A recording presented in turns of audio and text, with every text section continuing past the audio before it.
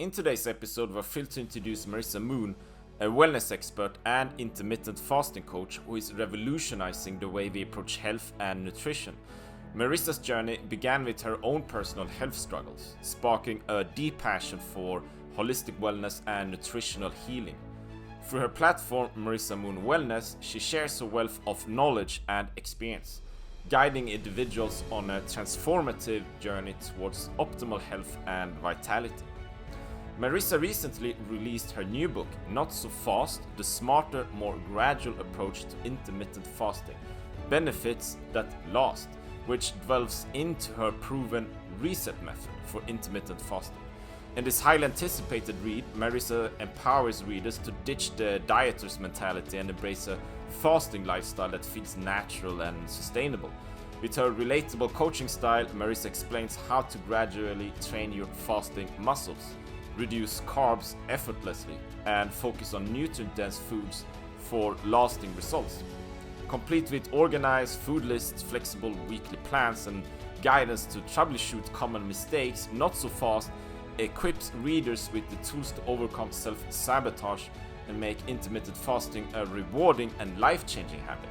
From novel insights about stress and female hormones to sleep and circadian rhythm hacks, this book serves as a real talk handbook for making intermittent fasting work for everyday life. And naturally, of course, in this podcast episode, I also take this opportunity to ask Marisa on her thoughts about fasting vs endurance training. So join us as we dive into Marisa's journey, her holistic approach to health, and the transformative power of intermittent fasting. Get ready to be inspired, educated, and empowered to take charge of your own health with Marisa Moon. Stay strong. Are you tired of guessing whether your diet is truly working for you? Say goodbye to uncertainty and welcome a new era of nutritional clarity. It's time to shift from guesswork to evidence-based nutrition. Picture this. It's 2016 and I'm gearing up for some serious endurance challenges, crossing Iceland by mountain bike and tackling my very first Ironman in Kalmar, Sweden. But I had a problem. Past injuries lingered and I needed to optimize my health for peak performance, from immune support to muscle function and heart health. Enter the balance oil. Since 2016, it's been my secret weapon, delivering consistent results that I can trust. But let's rewind a bit. What sets balance oil apart? It's not just another omega-3 supplement, it's a game changer, backed by science. With a simple finger prick test, I gained insights into my essential fatty acid levels, thanks to a state-of-the-art lab in Norway. The results, eye-opening. Turns out most of us suffer from a severe imbalance between the omega-3s and omega-6, a key factor in cellular function. The solution, the balance oil. The balance oil is formulated with polyphenols, potent antioxidants that preserves its freshness and efficacy. This isn't just about popping pills or taking an oil, it's about bioavailability, ensuring your body absorbs and utilizes every single drop. My journey with the balance oil didn't stop at the first test.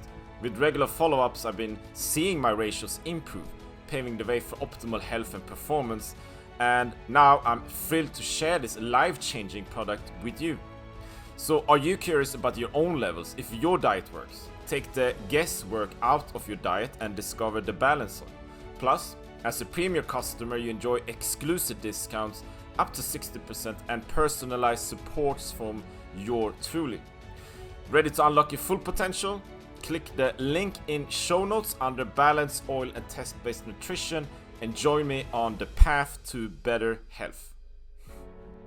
Okay, so I'm quite excited about today's podcast episode, and me and my guest today on today's podcast, we just briefly talked. We just shared like a few sentences, and she said, "I usually don't recommend fasting for endurance athletes." So I think that's kind of interesting, actually. So I'm confident we will get into that topic. I have some thoughts about it, but I'm more than happy to get more ideas on how to improve for myself, right? And I will share this story with you as well. Marisa will shortly introduce you to our guests or our listeners as well, right? So what I'm aiming to do in 2025 is to participate in the World Championship in ultra cycling in Poland, right? So that's what is that, like 3,600K ultra endurance race around Poland, something like it. And yeah, so talking about endurance and fasting and stuff, this will be interesting for sure. So today's guest we have, and I read, author of the 2024 book release, Not So Fast. I like that title. That's cool. Thank you. Um, Marisa Moon is a national board certified health and wellness coach and certified master primal health coach and host of the Foundation of the Wellness podcast, right? So Yeah, formally, yes. yeah. So I saw you actually, you are about to launch a new podcast, right? So maybe we get into that as well. So please, Marisa, I know we've been in touch a bit before, back and forth a bit, but this is the first time I actually meet. So Marisa, you have a new book and all, but who are you? Why do you do what you do? And what are you passionate about? Yes, thanks for having me, Eric. We do share a lot of the same passions, which, just at the foundation are waking people up to the ancestry that sort of shapes and guides the way that our body reacts to so many things in the way that we live our lives today. And so the term ancestral health was new to me when I was first introduced it before I became a health coach.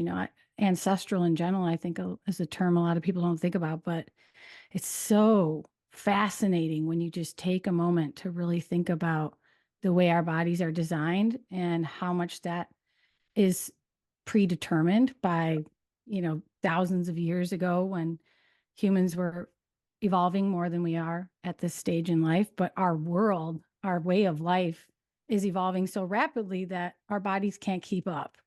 And so we need to sort of get curious about what we can learn from ancient humans or ancient history and leverage that in modern times so that we aren't like literally eaten alive by the pace at which we're living now.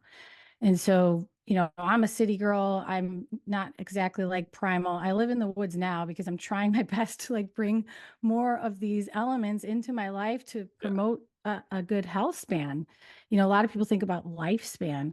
Lifespan is how long you're going to live.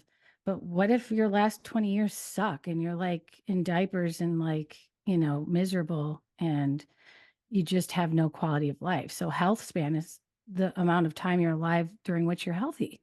That sounds Yeah. more appealing to me, and I want to learn more about that. And so my journey began with IBS. If you haven't heard that abbreviation, it's irritable bowel syndrome. I didn't even have a diagnosis, but boy, did I have the symptoms. Mm-hmm. I was only like 27, 28.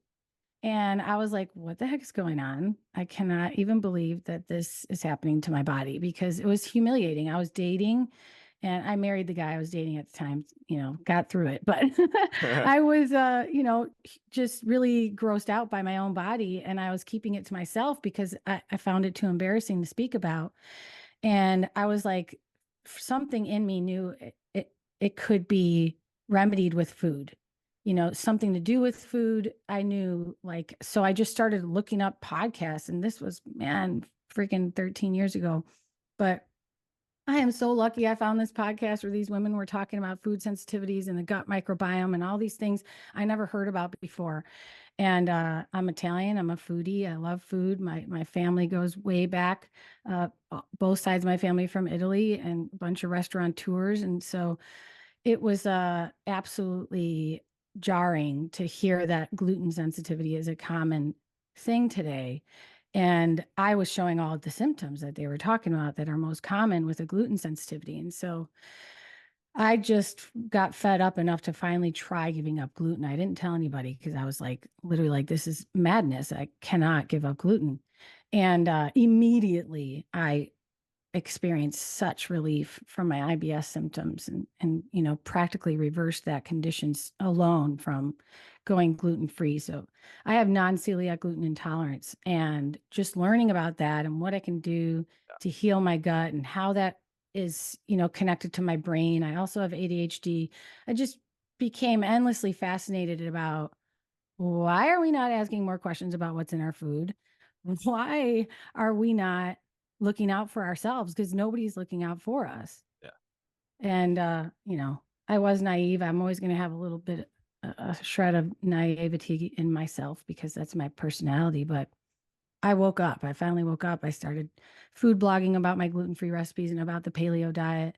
The paleo diet just made a lot of sense to me because, my father growing up would say, "What is this junk?" Like we couldn't have food with artificial ingredients or artificial colors, and all my friends were eating it. So I was upset. Like, why can't I have Cheetos or fruit by the foot or all these other things? And he never had an explanation, but he would just say, like, you don't know what that crap is. It doesn't belong in your body. And he was right. And so when I was introduced to the paleo diet, it just kind of clicked. Like, I had a little bit of a foundation there that I could finally appreciate as an adult.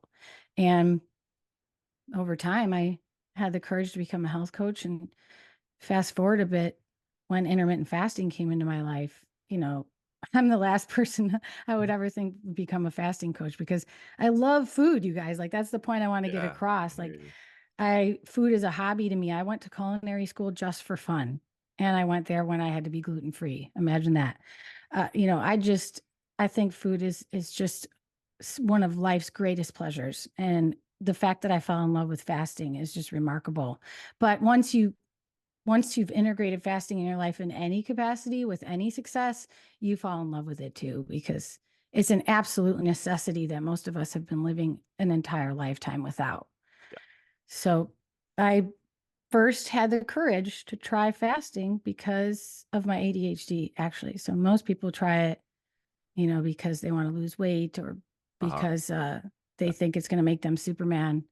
But I really was like, oh my God, this makes so much sense. My brain, my prefrontal cortex, the part that demands the most energy for executive functions in the brain, like how we manage all of the moving parts and use critical thinking to get stuff done, that part of your brain needs so much energy, blood flow, and resources, oxygen, everything. Yeah.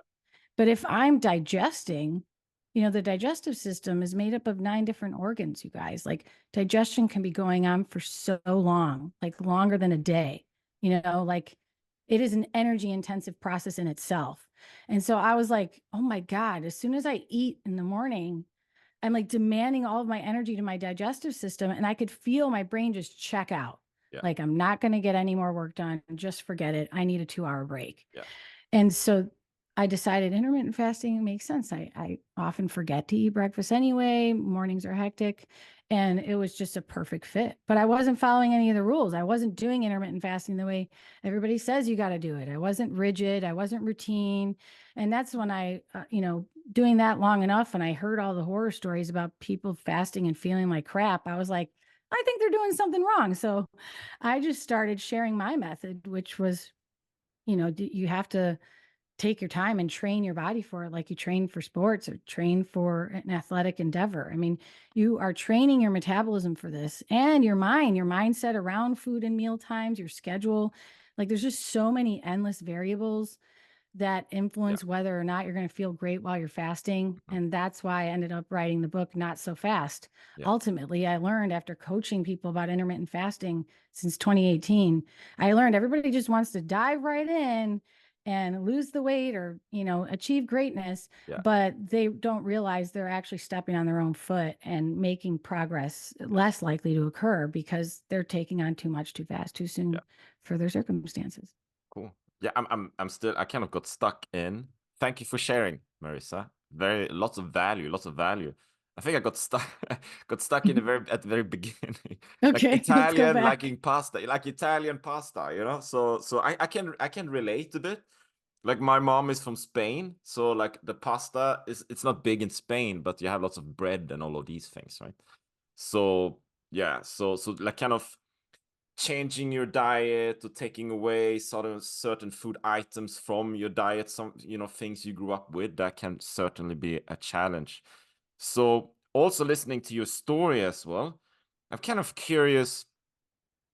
I know when I realize and I see this kind of a gradual process, right? To adapt towards fasting and to do it well rather than to dive right in. But maybe you could share a bit like I mean, fasting, quite a trendy thing, I suppose. But what are the key benefits? Why should anyone even consider fasting at all to begin with? Well, your body is not designed to be processing food all day long and all night long, especially not while you sleep. And because we live in a time where food is so accessible and we are programmed to seek out food at any opportunity we can get, we have what's known as an evolutionary mismatch that we're living with, a mismatch. So we are designed in a way that's not working in our favor in this present environment. I can get cookies delivered to my house with this nocturnal cookie company that popped up in Chicago. I can have Grubhub or anything like delivered. I got 24-hour McDonald's drive-through. I don't even have to get out of my car. I mean, the bank gives away free granola bars in the waiting room. Like, it's just everywhere. Food is being advertised to you, offered to you, or your brain is picking up on cues that food is possible. And that is requiring a lot of willpower to, it's just taxing. Like, you have a lot of decisions to make throughout the day. We shouldn't have to make so many freaking decisions about food. And it's essential to give your body a break, because that's when it can use those resources and that time to work on all the other stuff that it needs to do to keep you healthy. Yeah. I mean, food, a lot of people say food is energy, but it requires energy to make energy from food. Yeah. And it not only requires energy, but it takes energy from other systems or other processes that you need it for. And so if you give yourself a break from eating, you start to tap into a form of hormesis, beneficial adaptation that comes from the stress of not eating. So, like exercise, when you stress the body wisely, just enough, but not too much to cause maladaptation, you get these beneficial adaptations. Your body's like, whoa, in case that happens next time, I want to make sure I'm more efficient with these calories. I want to make sure I'm more efficient with fuel partitioning. I want to make sure that I am using my resources wisely. Yeah. That alone is attractive, if you ask me. But you meant, do you have a nocturnal cookie company? I've never That used even it, but exists? my sister-in-law did. Yes, it exists in Chicago. I forget what it's called, but it's something like Nocturnal Cookies, and Yeah, yeah. yeah. I mean, there's like cupcake vending Yeah, machines. I It's hear you. crazy. It's like We live weird. in a It's like, city. yeah, agreed. Like here in Sweden, we have food. It's prevalent everywhere. Usually like like it's not the standard American diet. I suppose it would be the standard Swedish diet, then. But we usually have like porridge. That would be the general cuisine in Sweden. Like you have a porridge in the morning, and then maybe at around 9 you have coffee and something sweet like a cake or something. And then you have your lunch, and then at 3 p.m. you eat something again, like a cake, a coffee, maybe some tea. And then usually around 6 p.m. you have dinner, and then around 9 p.m. in the evening you eat something again, like a small snack before bedtime, right? So you kind of eat all around the clock, every Yeah, third this hour. reminds me. You asked one of the benefits are, I would say one of my favorite benefits is that you're not hungry all the freaking time. I Yeah, used to be someone who had to eat every 2 hours. I brought snacks around in my purse all the time. yeah, And a lot of people listening are probably experiencing that in their daily life, where they get irritable, hangry, that yeah, saying where you are just not okay until you eat. But how freeing it is to experience more of what the human body is capable of and designed to do, to actually go without hunger. Like, I don't remember the last time I said I'm starving, but for the 30 years of my life I wasn't intermittent fasting, that was like my favorite word. I'm starving. I'm starving. I could eat anytime, even if I just finished eating. I couldn't resist you offering me food. yeah, Like, food just always sounded essential to me. And it is so nice to not be in the grips of your appetite all day long and have freedom to decide when to eat and how much to eat. And if you need to eat that sugary treat, Like a lot of people just think because we have access to cakes and cookies and crackers and pretzels and donuts and all these wonderful treats that they are now staples. But if you had to make that from scratch, there's no way you'd be eating it at the pace you're eating it now. If you had to make your own crackers or harvest your own grains and grind it into flour yourself and make that from scratch, I mean, there's just no way that you and your kids would be eating that as often as you are. I mean, it's actually very labor intensive, but thanks to industrialization, and just living in these incredible networks that we can import, export things, it's just available all the time. You don't even have to try. It's quite fascinating. Yeah, I usually eat kind of a low carb primal paleo diet. Right? Sometimes I have something more carb rich. Then usually I find myself, like an hour, 2 hours afterwards, being hungry again, and then I want to eat again. Right. So rather than I don't feel satisfied. Or, when sometimes I have a so-called treat, I have some chocolate or something, maybe it's Friday evening or Saturday evening, I have some chocolate, it's nice. And then I find myself, as I don't eat so many carbs, I find myself eating all of it, right? At the same time. So I have this larger piece of chocolate and I want all of it at the same time. Which is, I suppose I would allow myself to do that because it's kind of an indulgence and I don't do it very frequently. But if I would do it quite frequently and I would eat lots of carbs and processed foods and so on, I would, it would create this hangry feeling, I suppose, because I would never really stop. I would just go on and on and on and on and never really feel satisfied. So having more of a fat adapted diet makes me feel more satisfied in general. And as you say, as well as you share, Marissa, I feel I have the most energy and most vitality when I'm not eating, when I had my dinner, when I had my food, and then I've been doing movement, I've been doing exercise, maybe some endurance for hours on end. And then I feel like really strong. And I know that, okay, I'm going to have this dinner in the evening and I'm probably going to be tired afterwards. Kind of a recovery phase, right? But the phase where I feel the most vital or having the most energy is usually a few hours after having my last meal, right? Like during the fasting phase, right?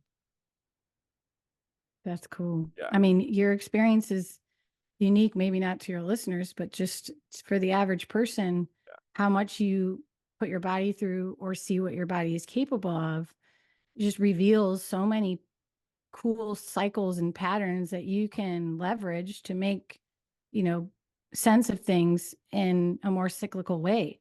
Yeah. Like most people might be hard on themselves if they ate a whole dark chocolate bar because they're trying not to eat dark chocolate or trying to portion control, and then they eat the whole thing. But we are designed to do that. Like if we see, let's think primally or ancestrally, if you stumbled upon a berry bush, you wouldn't be like, I'm going to save those berries because I don't want to eat too much right now. Or I want to come back and have a little bit every day. No, you take all the berries because another animal or another person is going to take all the berries if you don't take all the berries. And you're going to eat them all probably because you can't save them. They're not going to last. Somebody's going to steal them from you or some animal's going to steal them from you. So you're going to eat them all. And nature gives us things like in abundance. The fruit tree, all the fruits coming at one time, and it's coming all at the end of the season. And so we're supposed to be like fattening up for the winter. And now we have a winter that never comes because we're just fattening up all year round, all the time. Yeah. But when you do sort of like tap into something that feels like moderation, like how you described your relationship with carbs usually now, you're just okay most of the time not having it, but you're also okay with the times that you indulge in it. And I think that's most closely related to how it's supposed to be. Yeah, agreed. I'm also curious, Marisa, can you share a bit on what is maybe that's a two-part question, I suppose, but what is fasting? Like if we go back to the basics, like you're not eating, but say, okay, so you have different eating windows, obviously, right? So maybe you can share something about that. And maybe like the second part of the question then would be What if you eat something during your fast? Is that still a fast, like a bulletproof coffee, for instance? Are you still fasting? So that's kind of a two-part Okay. question, right? Yeah. So what fasting is at its core, essentially is to not eat for a certain window of time so that your body starts to turn on different genes in response to being in this fasted state. And essentially what we're all striving for is to enter ketosis, even if it's briefly. Without eating a keto diet, fasting helps you achieve ketosis. And it just depending on the length of your fast or the circumstances of your day, you can make your metabolism shift its energy source from depending on glucose and glycogen to depending on ketones that you make from your own stored body fat. And the benefits there are that first, we're designed to use both types of fuel, but most of us have been stuck for decades or our entire life depending on glycogen for energy. And the problem with that is that it's not as energy efficient as it is to make ketones. Our body fat is there for a reason. We can store an endless amount of body fat, but we can't store an endless amount of glucose. And the excess glucose gets converted into body fat. And so it really is designed for us to use, and a lot of us are not using it. But once we achieve that, your mitochondria, where energy is made inside your cells, are getting fuel in a different way, using less resources and energy to make that fuel for you. And you can start to achieve this in many ways, but you have to start from the thing closest to where you're at. You have to meet yourself where you're at. So if right now, realistically, on a regular basis, you're eating and snacking before you go to bed and eating right when you wake up, you probably need to start with 12-hour fasts. And so like my method that inspired the entire book is called the RESET method. And RESET is an acronym, RESET. So the R is reduce carbs. The E is eat nourishing foods. The S is start with 12 hours. The next E is extend your fast. And the T is thoughtfully adapt. And so anyone can safely, even endurance trainers, can safely use the RESET method to introduce fasting into their life and into their schedule without the undesirable consequences, like people who experience headaches or keto flu, or they have low energy, or they're starving. When you use this method, you are not starving. You definitely will not be starving. So you do not need to worry about that. And 12 hours for some people will feel a bit uncomfortable, depending what your life has been like before. For a lot of people, it's easy. They're like, oh, I can do that. I do that when I get my blood drawn, or I do that when I had to go to surgery. No big deal. Yeah. But there's some patience required as you start to imagine, when am I going to eat? How is that going to affect the timing of my break at work, or when food is going to be available to me? Or when I break my fast, did I think about what I'm going to eat? Do I have to prepare food? Am I starving by the time I break my fast? Because then I'm just going to eat the bag of chips and the things that are easy that I can grab and not cook. And so the RESET method requires you to think about reducing carbs and eating nourishing foods, because those make fasting so much easier, first of all. And it's an inescapable, characteristic of healthy eating and fasting. I mean, there's a method out there that drives me absolutely insane called delay, don't deny. And I can't tell you how many people come to me after succeeding and failing with delay, don't deny. And that concept of delay, don't deny, trust me, the author is wonderful. And I hate trash talking it because she's such a great person and she's lost an incredible amount of weight with this method of fasting. But it essentially is like, eat whatever crap you want. Like literally pizza, drive-through, ice cream, doesn't matter. Eat whatever crap you want as long as you fast long enough to clean up that mess every day. And so people are fasting 20 to 23 hours a day because they want to eat whatever junk they want. And that's not the type of fasting that I teach, because you are at a constant tug of war with your brain, and the way that we are just dependent on carbohydrates or junk or sugar. You're just constantly using willpower to get through that fast just so you can eat more junk again. So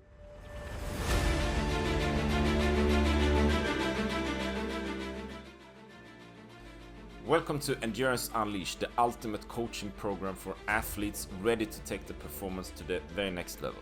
Whether you are a seasoned runner, cyclist, or triathlete, Our program is designed to equip you with the tools and methods you need to maximize your efficiency and achieve your goals. So let's dive into the exciting packages we have to offer. First off, we have the starter package. Are you ready to revolutionize your training experience without breaking the bank? Our starter package offers unparalleled value for a fraction of the usual cost. You have continuous direct contact with your coach, that is me, the Primal Swede, through our convenient chat functions on Athletica and WhatsApp. Do you need some extra guidance before a big event? We got you covered on that front as well, with individual coaching sessions and group sessions to help you crush your goals. Plus, our AI-driven platform provides interactive training guidance tailored to your needs. That's not all. You also receive bi-weekly email newsletters packed with exclusive offers and an introductory recommendation for supplements to kickstart your journey. So don't miss out on this ultra affordable opportunity to truly unleash your endurance potential. Then we have the intermediate package. Are you ready to take your training to the very next level? Our intermediate package is your ticket to unlocking even greater performance. Building on the foundation of our starter package, you gain access to an exclusive online course focused on optimizing your diet with the Primal approach. Say goodbye to guesswork with our comprehensive package, which provides in-depth knowledge about nutrition, fat adaptation, fuel flexibility. Plus, enjoy enhanced coach access, again with me, the Primal Swede, guiding you every step on the way. With our intermediate package, you have all the tools and support you need to elevate your endurance game to new heights. Then finally, we have the advanced package. Are you ready to invest in your peak performance? Our advanced package is the ultimate solution for athletes committed to excellence. Included, you receive a comprehensive health protocol focusing on test-based nutrition, along with enrollment in our coaching program. With the advanced package, you enjoy all the benefits of our previous levels, plus the health protocol, where we help you to normalize cellular function and increase and enhance your gut biome. And to top it off, you receive one of the world's most advanced multivitamin complexes for comprehensive nutritional support. So don't settle for ordinary. Unleash your endurance with the advanced package today. And there you have it. You have 3 incredible offers designed to meet the needs of athletes just like you, whether you're just getting started or aiming for the podium. Endurance Unleashed has the tools, the support and expertise to help you reach your full potential. Don't wait any longer. Join us on this exciting journey and unleash your endurance today. Check out more, link in show notes for more info under Endurance Unleashed. On the page, you will find more information such as pricing plans and much more. Stay strong.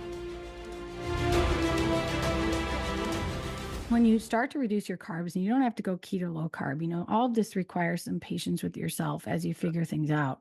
But you slowly start to realize,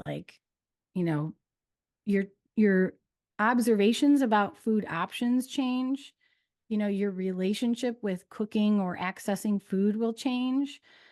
You're eating things with a fork and knife instead of constantly looking for something you can hold in one hand, or, wrap in something or put between 2 slices of bread, or eat without cooking.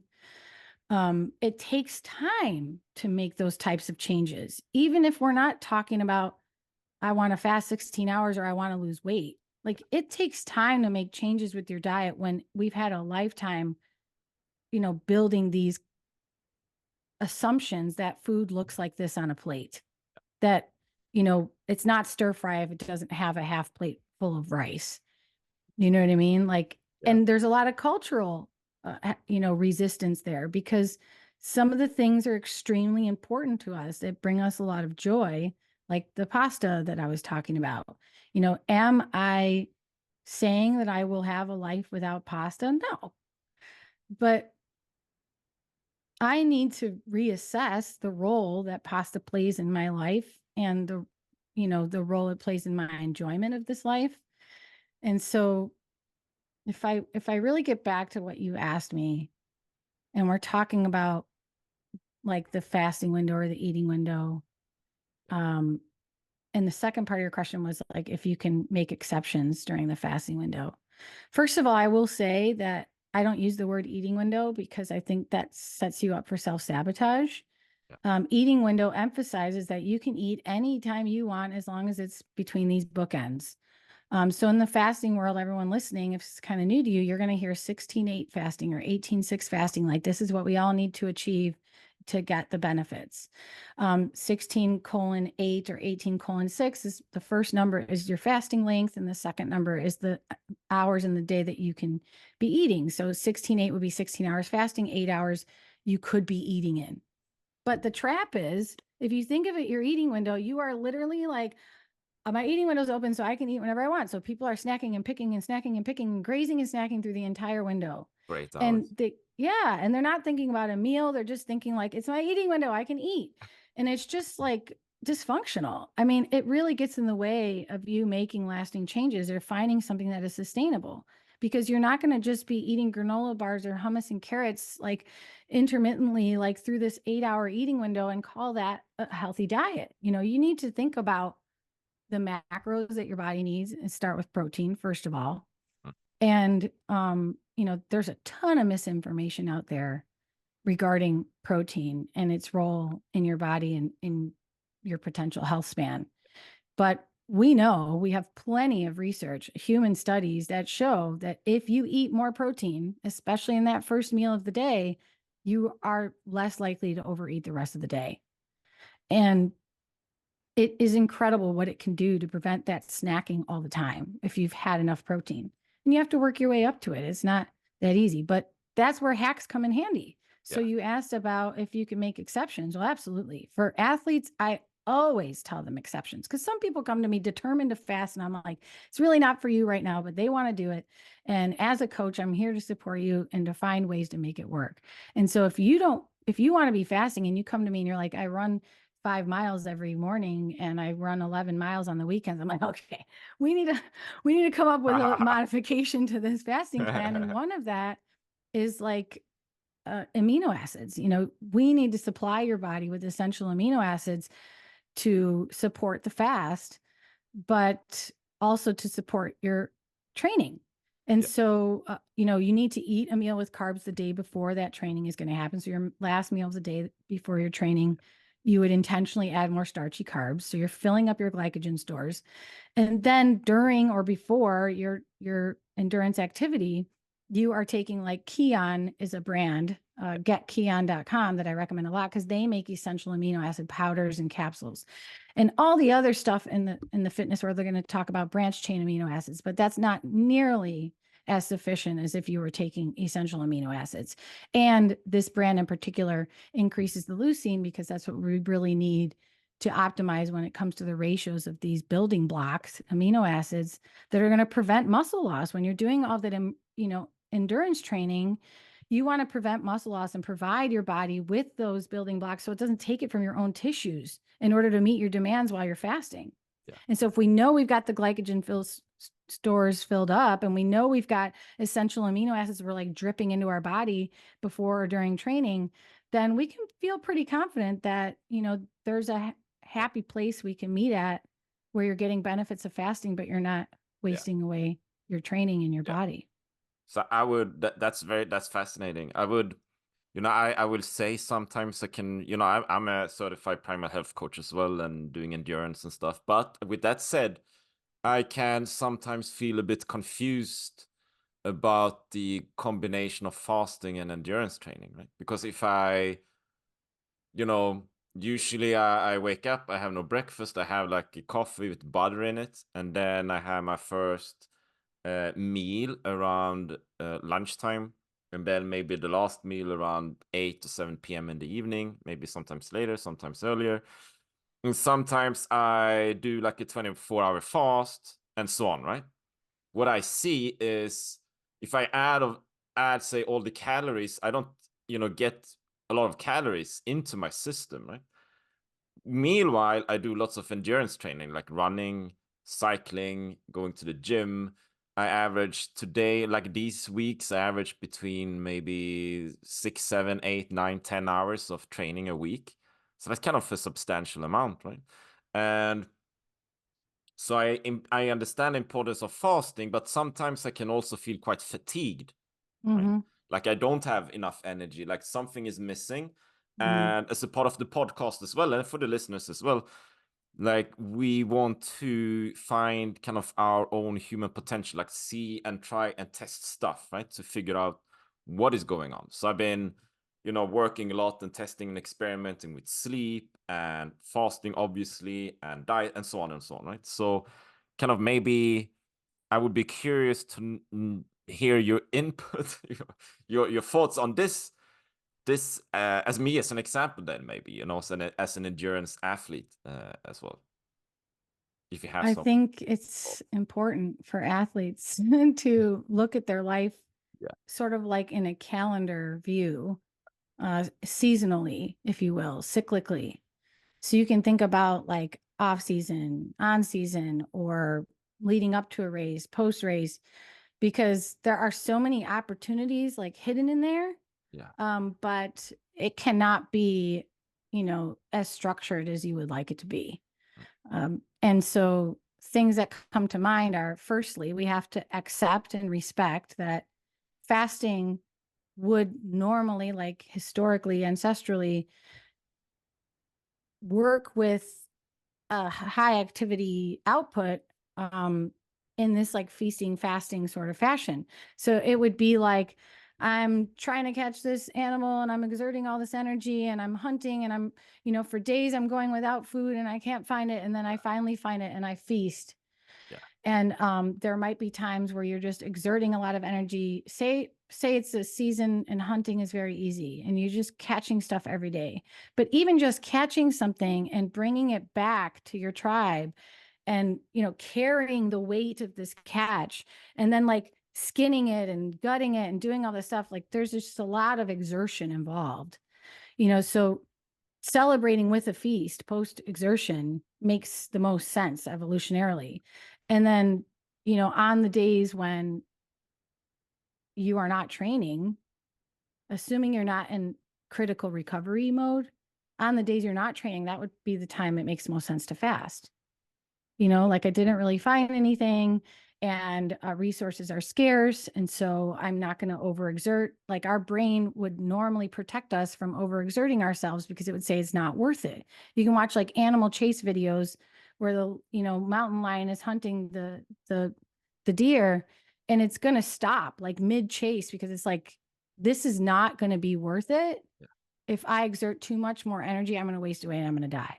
Yeah. And so like we need to respect that there is like a feast and fast relationship with our training, because on the days that you're exercising a bunch, your body needs way more resources. You need to be eating on those days. Those are feast days.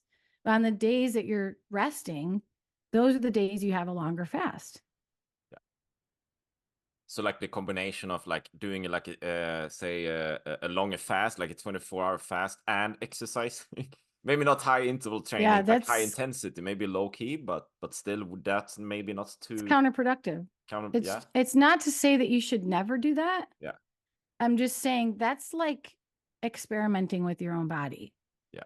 And it, trust me, evolutionarily, there'd be plenty of days that the human would be running and trying to Yeah. catch something and running and trying to catch something and never catch anything and be starving for days. Yeah. Of course, there would be. But with our current stress load that we live with in modern times, you are going to hit that point where hormesis is no longer beneficial and you have maladaptation. So you are losing muscle tissue. So you are having insomnia. So you are more likely to injure yourself with pull a tendon. And so, sure, do it if you want to see what your body's capable of. That's fine. But if you're doing it to be healthier, it probably doesn't make the most sense. So make in other words, more of an intuitive approach. Like you check your calendar, your racing calendar, your training schedule, and so on, but maybe translate that into your intuition as well, and you have maybe the aura rings and stuff as well, like the Mm-hmm. wearables, right? But to kind of have a feeling of what is possible each and single day. I've been sometimes I've had days where am I going to do this fast, but I train anyway, and vice versa, right? So not really being fine-tuned to my body and my system as well, which, as you say as well, can be kind of complicated these days, this day of age. We have like Exactly. internet and online and work and stress and deadlines and food is being offered everywhere. We have the nocturnal cookie company doing their stuff. Like we are getting confused, right? So how do we, maybe you have some idea of this then? Like how do you scale back a bit? How do you kind of close down, or how do you how would I word it? Like how do you find that intuition again, right? How do you step back and like get a feeling for what you actually need and want? Well, you need to be a curious observer of your own life as an outsider. We have to detach from the emotional connection we have with our own self, separate from that and see yourself as separate from the voice in your head, separate from the person that lives day to day, and observe yourself like a case study. And like, okay, let me give you an example. I'm going to give you an analogy. This guy calls me. I do like one-off coaching calls. I call them impromptu coaching calls. So I know nothing about you. You call me and I coach you on this call. And this guy calls me and tells me he's taking a sabbatical from work. He lives in Mexico now. He's on the beach. He's got an incredible house, a chef. He's got, he's playing music like to nurture his soul. And he was in a toxic corporate environment and had to get out and do the sabbatical, blah, blah, blah. So he's like doing all the right things, right? And at this time, he had already been living like that for like 3 months, maybe more. And he was like, I want to know why, like, I'm doing the fasting, I'm doing this. He's telling me all the things he's doing, but I struggle with the yoga and meditation. Yeah. He's like, I know I should meditate and I know I should be doing yoga, but it's just like, I don't know. I just can't get myself to do it. And when I'm doing it, it's just like, doesn't feel like it does anything for me. And I'm like, maybe because you don't need it. Maybe you're doing enough. And Yeah. so, when I said that, he was just like, the light bulb went on and he was like, oh my God, I never thought of that before. Like it's called toxic self-care. Like we think that we need to do all of the things. We need to cold plunge, we need to do infrared saunas, we need to, go keto, we need to do fasting, we need to do marathons, and we need to do all of these things, meditation, yoga, you name it, retreats, fill in the blank. We need to do them all. But why? Yeah. Like, why? Yeah. Does your ego need you to do that? Yeah. It's a good question, huh? Like maybe I'm thinking, lots of maybe for you too, like if we are health coaches and usually we are building a business at the same time, and we have a podcast, and maybe we have a blog, and we have a YouTube channel, and have social Mm-hmm. media, and we have a few other projects on the side, and we have relationships and family, and yada yada, and on, right? And then, oh yeah, we're gonna do some events as well. Let's do an Ironman or a marathon, right? And then we need to balance all of these things, So maybe we need that aura ring, and maybe we need to do the cold plunge and the meditation and the infrared lights, right? So yeah, I hear you. Sometimes it can be a bit too much. What I do when I feel that, usually that, like the symptom I have is feeling tired and fatigued, but I don't realize I feel tired and fatigued until I actually realize I feel tired and fatigued, right? I usually have a few days, maybe a week, I don't know, but I usually have a few days, and then it kicks in, right? Okay, wait, what's happening? Why am I sleeping as good as I should? Why am I feeling stressed and tired all the time? And then I need to step a bit back, and then I start to write down things, right? I suppose that easily happens a few of us, or a lot of us, like multipreneurs, Oh yeah. high I mean, achievers. I don't know. it all If, sounds right. appealing. It all sounds appealing, but it's and it may seem necessary. Hearing you talk about it and give those examples about what it's like, running your own business, for instance, made me feel like I need to tell you about essentialism. Have you read the book Essentialism? Nope. It's tremendous book. I recommend all your listeners listen to, by Greg McKeown. Yeah. And essentialism is this concept of like we can't just keep like meeting the demands of this new way of life and trying and expecting ourselves to continue meeting all of these potential opportunities and demands that present themselves without burning out or losing any lack fulfillment in your life. And so he comes from it from a business point of view, like what is essential? I cannot keep just adding more things on my plate or expectations when I'm also a father and I'm also this and that, but I also am a CEO. And so essentialism, makes you stop and think and observe, like, what is essential?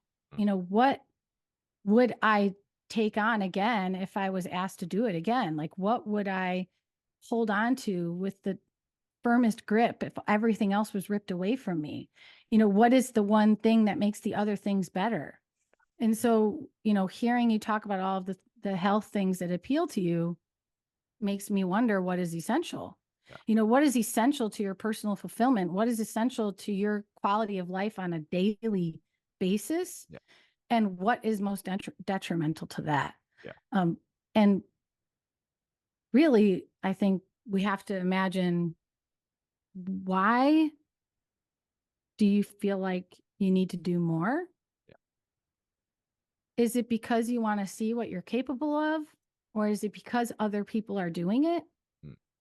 Or is it because you're concerned what you're doing now is not enough? Because all of the answers to any of those questions will reveal something about you that really has nothing to do with doing one more thing. Yeah. I think maybe, and for the listeners as well, and if you're watching this episode as well, what I always encourage my clients in endurance training is to kind of figure out, it's quite easy to set up a plan for a marathon run, but like, why do you want to do a marathon run at all? Like, what's the point? Why would you even care? Do you want to do something? Okay, maybe you want to do something different. Maybe it's a trail run, or maybe it's an Ironman, whatever. But why do you want to do this, right? So I think that's kind of when you figure that thing out, then the rest of it, like the commitment and driving through the plan and making it a reality, that's an easier task. That's an easier ask, right? But you need to know why you want to do it in the first place. And also, I would say, and that's true for me as well. Like, why do you want to do it? Are you kind of, maybe if it's like a bigger adventure, like last year when I bike packed from LA to New York by myself, like solo, like a crazy thing.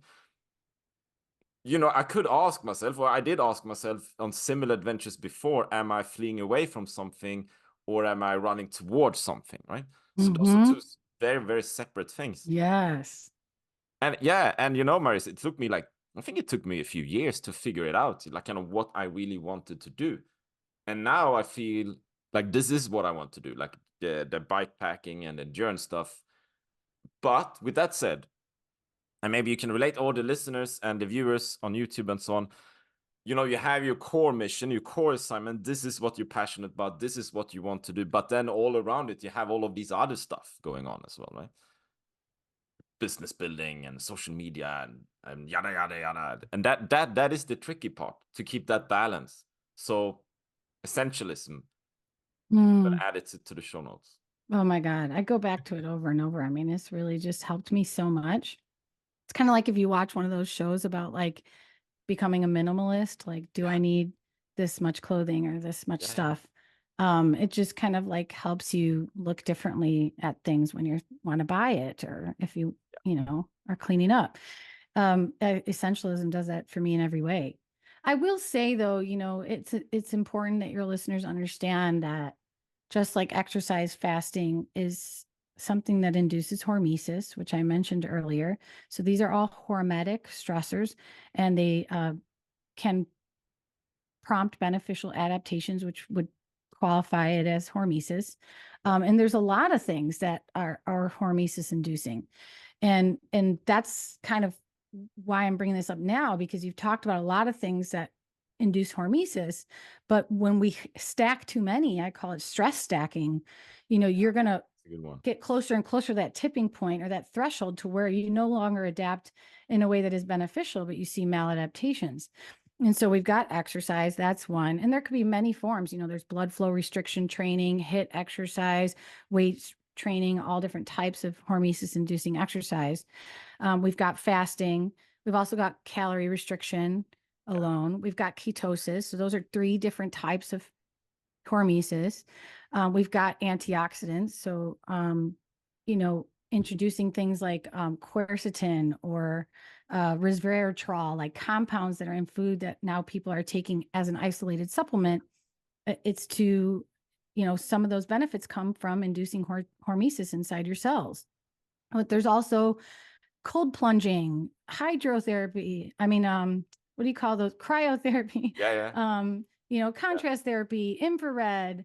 There's just so many hormetic stress inducing activities that we can do, but you're hearing about them all right now. And so as if we need to do all of them. And the problem is when you stack too many at the same time without making sure like your body is adapting to this new threshold that you are asking of it, you will unfortunately buckle in some way or another under that, stack. So if you're excited to try them and stack them all, that's fine, but you would be wise to stack them in a progressive fashion. This week I'm going to try running with fasting.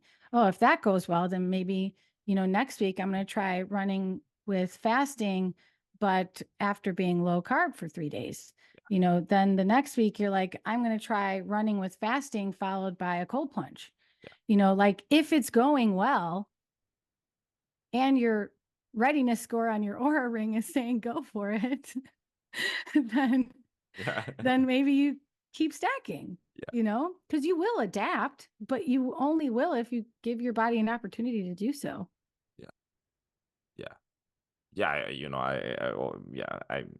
I'm kind of a person that I like to experiment and try things and see what it's about, and also taking notes and write things down and keeping like coordinates, or if that's HRV or whatever, kind of to have something more objective rather than only my own thoughts and feelings about something. Kind of I want to have like the data and my subjective ideas and thoughts about that experiment as well. So I know if it's if I want to do that again, if I want to repeat again, or if I want to change and do something different, right? Like I'm gonna ask you like one more thing, I suppose, but also I kind of wanted to get back to you. You mentioned it before, kind of we talked about hunger, and it reminded me of when I do, like a long run, like for hours on end, or a long bike run or something, bike ride, and I get back, and usually you mentioned it before about feeling hungry, right? So usually I'm kind of on a similar line as you mentioned, I usually don't really feel hungry, maybe a bit, and then I have a dinner and such, right? But after doing like an extensive ride for hours on end, then I can experience this like primordial hunger. That's a feast. That's a beautiful feast. And then I eat a lot of food, and I have the carbs, and I have the protein, and I have the fats, and it's like a proper feast. And that's like a proper hunger sensation, right? Yeah. Just wanted to mention it. And then maybe, I suppose my last question would be, Marisa, do you have any like specific? Obviously, I will say this as well, like share, like give me all your links. I know you sent some, but if you have any more links, I will add them in the show notes, okay? And the link to your book and everything as well. And do you have like any last like message to the listener or to the viewer? Something you feel like you want to share? Like something. I'm sorry, but it's inescapable that you need to work on your sleep. Not you, Eric, but most of your listeners. Sleep is absolutely essential for you to thrive in any other area of your life.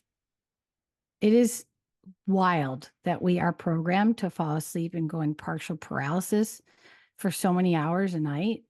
As humans, evolutionarily speaking, that makes no freaking sense, because we would have been, facing predatory danger. We can't see at night in the dark. Like, we're practically paralyzed, and that's when we're most vulnerable. But the body has always prioritized this. It is still as essential as it was then. And I would argue it's far more essential now because of all the stressors and the toxins and the things.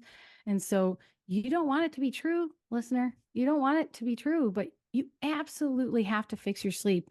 If you're wondering why you can't meet your goals with your training, if you're wondering why your weight's not budging, if you're wondering why you're starving, even though you're doing all of the other things right, if you're wondering why you're crabby, you can't handle all the stress, why you're so emotionally erratic, if you're wondering why you're still struggling with mental health problems. I mean, the list goes on and on and on. Why your autoimmune condition is flaring up, why your arthritis is flaring up. I mean, why you're not recovering from your workouts fast enough. It's because you're not sleeping enough. And even if you think you're sleeping enough, are you tracking it? Because you might not be getting any deep sleep. I can't believe how many of my clients finally start tracking their sleep to sleep. They're getting like 30, 40 minutes of deep sleep a night. That is not enough. You're gonna feel like crap. You need an hour or more of deep sleep, and you're really killing it if you're getting an hour and a half or more. You're going to feel incredible.